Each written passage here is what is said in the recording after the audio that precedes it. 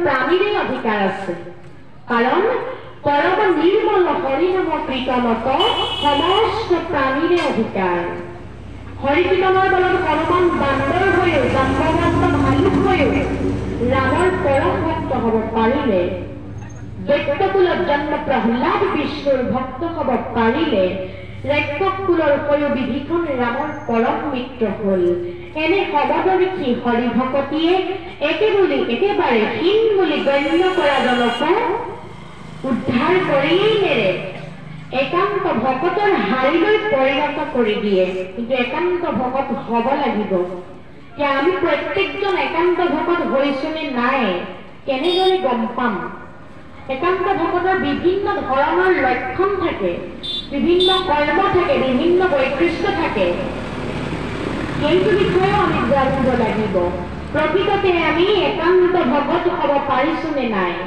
প্ৰথমতেই জানিব লাগিব ভকত অক্ষৰ তিনিটাৰ যি বৈশিষ্ট্য ভ অক্ষৰতে কি বুলি কৈছে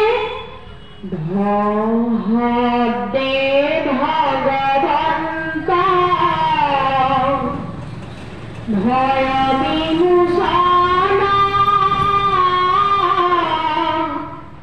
ভজন ভক্তিতে তুষ্ট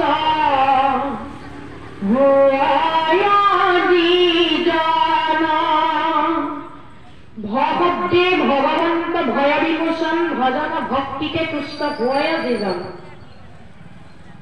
যিজনৰ ভয় নাই লাজ নাই শংকা নাই এইজনৰ গুণ বৰ্ণনা কৰিছে ভকত শব্দটোৰ প্ৰথম অক্ষৰটি কি কৈছে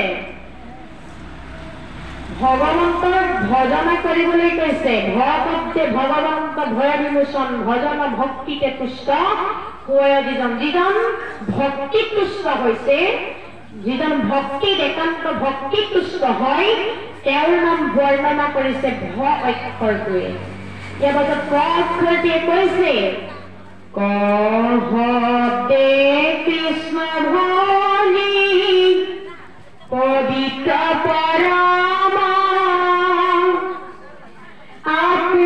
আত্মাতমানন্ত কৃষ্ণ সমস্ত দেহম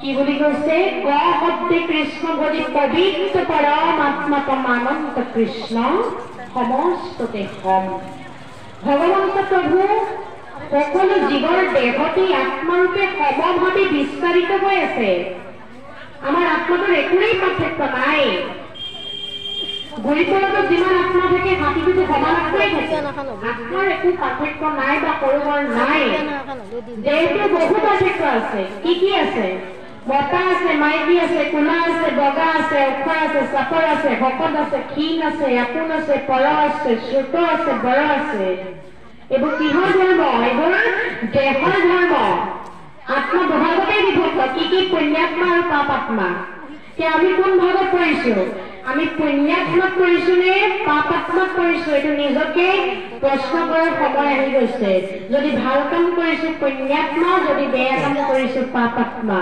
গতিকে নিজেই বিবেচনা কৰি ল'ব আমি পুণ্যাত্মা নে পাপাত্মা এইটো ক অক্ষৰটোৰেই বৈশিষ্ট্য ইয়াৰ পিছত ক অক্ষৰটিয়ে কৈছে শব্দে তৰমৰ উপায় হৰণ হৃদয় মধ্যত ধৰে কৃষ্ণৰ চৰণ কি বুলি কৈছে যে শব্দে তৰণৰ উপায় হৰণ তৰণৰ পথ কি হৰণ হৰণ শব্দৰ অৰ্থ কি হ মানে মৃতদেহ ৰ মানে গতি কৰা আৰু মধ্যমীয় ন মানে জ্ঞান লাভ কৰা সংসাৰখন কৰি যাবৰ বাবে ঈশ্বৰ শৰণত শৰণাপন্ন হ'বই লাগিব আৰু এই শৰণৰ দিশ চাৰিটা আছে গুৰুত শৰণ দেৱত শৰণ নামত শৰণ ভকতত শৰণ গুৰুত শৰণ ল'লে উপদেশ লাভ হয় দেৱত শৰণ ল'লে জীৱৰ মুক্তি লাভ হয় নামত শৰণ ল'লে জীৱৰ আনন্দ লাভ হয় আৰু ভকতত শৰণ ল'লে প্ৰেম ভক্তি আৰু জ্ঞান লাভ হয় শৰণবিহীনে মনুষ্য দেহত কেঁচা মাটিৰ কলহত পানী ৰখাৰ নিচিনা বুলি কৈছে। কেতিয়া ভাগিব কোনেও একো গমকেই নাপাব। কিন্তু দ্বিতীয় জনা গুৰুৱে অতি সুন্দৰ ৰূপেৰে কৈ থৈ গৈছে, ভকতিকে বীজ হৰণে নিজ প্ৰেমানন্দ তাৰ ফল হৰণ বিনাই ভকতি কৰয় এৰাঘতে যেন জল। গতিকে শৰণবিহীনে দেহটোৰ একো মূল্য নাই, কেঁচা মাটিত কলহত পানী ৰখাৰ নিচিনা।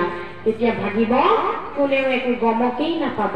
গতিকে আমি তেৰাৰ চৰণত, যদুপতিৰ চৰণত আমি সমস্তজন সদায় শৰণাপন্ন হ'বই লাগিব।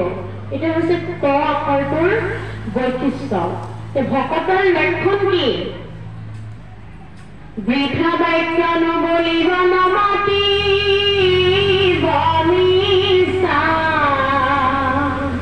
ভকতে কি কৰে? বৃথা বাক্য নকৰে আৰু মিছা কথা নকৰে। যি বৃথা বাক্য ক'ব, যি মিছা কথা ক'ব, তেওঁ কেতিয়াও ভকতৰ শাৰীত নপৰে, তেওঁ ক'ব নোৱাৰিব। ভকতৰ বৈশিষ্ট্য কাছৰ বৈশিষ্ট্যৰ লগত তুলনা কৰিছে।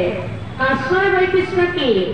বালিত নলি পাৰে পানীত উমনি দিয়ে, বালিত নলি পাৰি পানীত উমনি দি পোৱালি জন্মাই, আৰু সেই কাছজনীয়ে মুক্ত মনেৰে যদুপতিক স্মৰণ কৰে যে হে প্ৰভু দয়াময়, তোমাৰ দশ অৱতাৰৰ ভিতৰত মই দ্বিতীয় অৱতাৰ। গতিকে হে প্ৰভু, তুমি যাতে পোৱালি জন্মিলে মোৰ বুকুত উমলোৱাৰ সুবিধাকণ যাতে প্ৰদান কৰা। এইবুলি কাছজনীয়ে মুক্ত মনেৰে ঈশ্বৰ কৃষ্ণক ভজনা কৰে। আৰু একান্ত ভকতসকলে কি কৰে? ভগৱন্তৰ নামলৈ নিমন্ত্ৰণ পোৱাৰ দিনাখনিয়ে ভগৱন্তলৈ এখনি আবেদন লিখি থয় যে প্ৰভু, কত জন্মৰ ভাগ্যৰে বলত তোমাৰ ভকতৰ মুখেৰে তোমাৰেই নাম শুনাৰ সুবিধাকণ লাভ কৰিছো। সেইদিনা যাতে তুমি মোক বিষয়ৰ কামত ৰত কৰি নাৰাখিবা প্ৰভু। এইবুলি যিজনে নিমন্ত্ৰণ পোৱাৰ দিনাখনি দৰখাস্তখন ঈশ্বৰৰ চৰণত দি থব, সেইখনি দৰখাস্ত ভগৱন্ত প্ৰভুৱে মঞ্জুৰ কৰিবই। যদি দৰখাস্তখন এনেদৰে দিয়ে, কেলেইনো মাতিলে কাম বনৰ দিন, গলেও কাম ক্ষতি, নগলেও পাব বেয়া, এই ভাবি যদি আমি দৰখাস্তখন ঈশ্বৰৰ চৰণত অৰ্পণ কৰি থওঁ, তেতিয়াও কিন্তু তেওঁ আমাক সহায় নকৰে। আমি সদায় শান্ত চিত্তেৰে কাই মন বাইক চিত এক কৰি সুদৃঢ় বিশ্বাসেৰে ঈশ্বৰৰ চৰণত ভক্তি কৰিব লাগিব। তেতিয়াহে তেৰাক লগ পাব পাৰিম। অক্ষৰটোৰ মূল